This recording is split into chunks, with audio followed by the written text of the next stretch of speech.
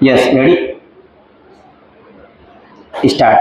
In India, we are confronted with the task of providing facilities in 12 languages besides English, and they would be asked to give equal facilities from stations of All India Radio, which are 26 in number.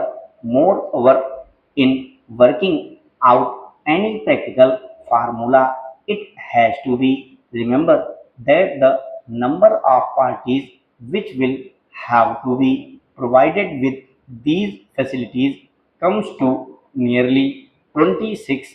The apportionment of time between the various political parties and at different stations of the AIR would be a task of extreme difficulty and is bound to lead to criticism and partiality.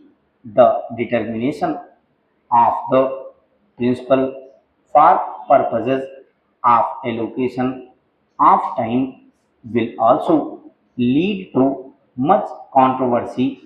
Language stations of regional centers of AIR might have to cater to a large number of parties and provide them with time for broadcast in at least two or three languages, and sometimes more apportionment of time is made in different countries in different manners, some doing it on the number of votes polled, others on the number of candidates put up by parties. We feel that any such apportionment would result in recriminations and criticism of government.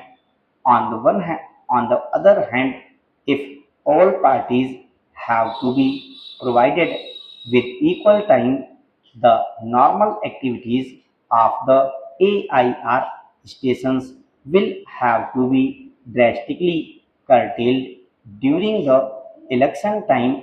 The proposal to provide broadcasting time in a fair and reasonable manner therefore seems almost insoluble in practice.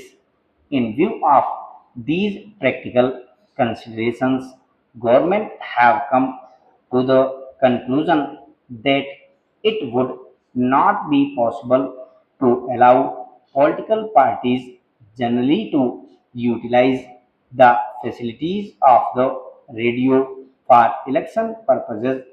However, government feel that an experiment permitting such utilization on a restricted scale might be tried in order to see whether such facilities can be used for specific election purposes without taking a major part of the time of the radio and also without leading to a charge of discrimination or partiality. It has been decided that the four All India parties recognized by the Election Commission might be allowed the facility of supplying a summary of their election manifestos prepared by themselves, which will be broadcast by AIR subject to usual rules. Such summaries might not exceed 10 minutes and will be broadcast in English and in all the regional language of the country. If this opportunity is allowed at least to the leading political parties of the country, it will surely further strengthen the system of democratic government in the country and will provide healthy and fair conditions for fighting the general elections